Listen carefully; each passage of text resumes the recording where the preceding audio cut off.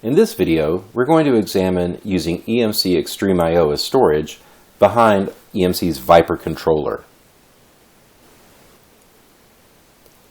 ViPR Controller is a software platform that allows you to automate the provisioning of storage and remove repetitive storage tasks. This can be done from EMC platforms as well as many other third-party platforms, including NetApp, Hitachi, and IBM. It's also cloud-ready, available in an open source platform for easy development, and includes a self-service catalog. Let's take a look at ViPR Controller's interface and some of the basic items that you have to go through to set up this platform. First, we're going to look at the dashboard and the physical elements, the array, the fabric, and the network. Here we see the easy-to-use HTML dashboard, and under the Physical tab, I can select storage providers. In this case, I have Extreme I/O. I can also select my fabric managers. And finally, my networking is all represented so that when storage is provisioned, ViPR can manage the entire process from end to end.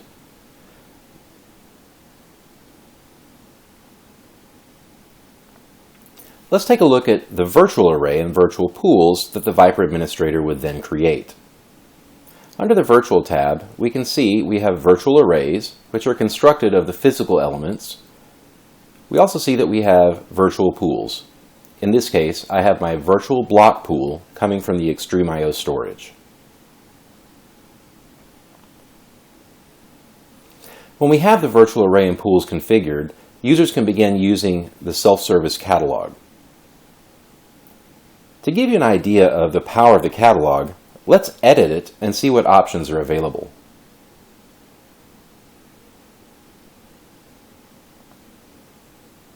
As the administrator, editing the catalog to either modify existing services or provision new ones is a very simple task. Here I have all of my options for Linux, Windows, other platforms, including VMware. Creating a new service,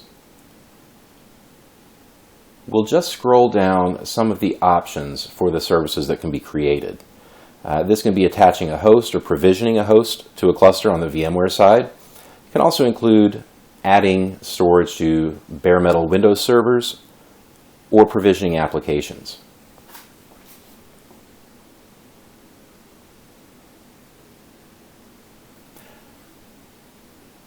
On the Windows side, this is a very simple task, so that we can provision a volume from an array such as EMC's Extreme I/O and then map it all the way to the host as a drive. Now, to give you an example, we're going to use VMware and create a new data store on the virtual array and then present it to the ESX host.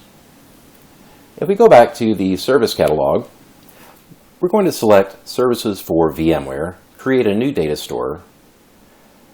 This will create a volume on the array, on the virtual array, which is then passed through via automation to the physical platform behind it, map it into the ESX host, and then also initiate a rescan and create the new data store based on the names that we give it when we order the service. Here I select my ESX host, I give my data store a name and a size, and I click the Order button.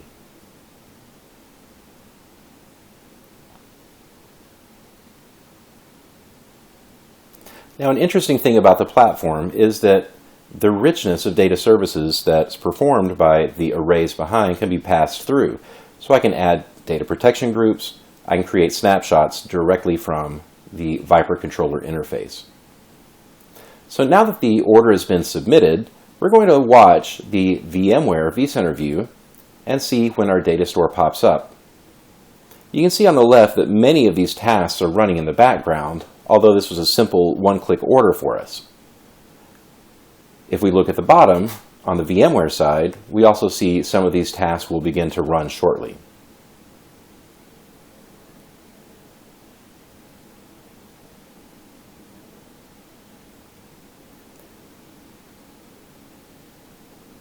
Now we've created the data store after scanning for new storage, and we see our new data store has just popped up. Very simple process, and eliminates the need to log into multiple interfaces to do something simple like create and map storage. Now, this data store is available for use immediately, and the service catalog shows that the order was fulfilled. Now let's look at the same process in cleaning up or deleting a data store using ViPR Service Catalog.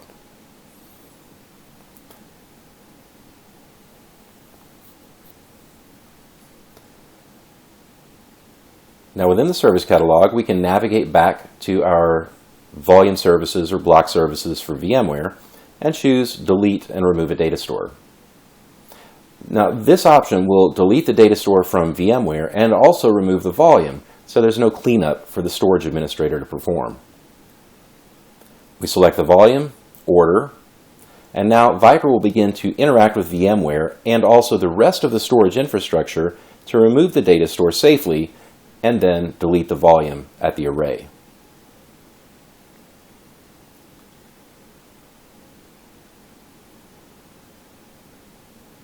Here we see VMware is beginning to unmount the volume.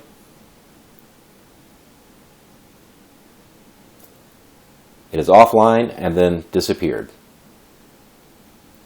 Users can watch these individual tasks complete within the ViPR interface.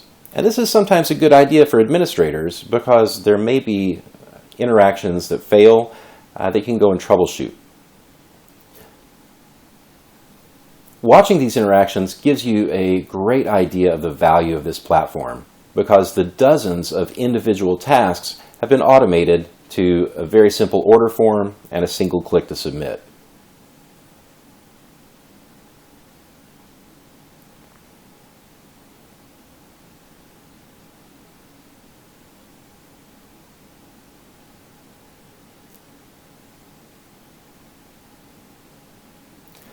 So this simple operation would have probably taken 10 minutes to log into all of the appropriate systems to create a simple data store.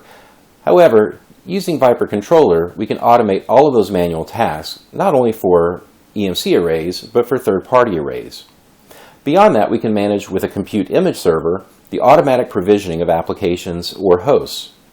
We can add storage or remove storage, or expand storage with an easy order from the service catalog. I hope this video gave you a bit of an example of what ViPR Controller is capable of. If you'd like to learn more, please search ViPR at emc.com.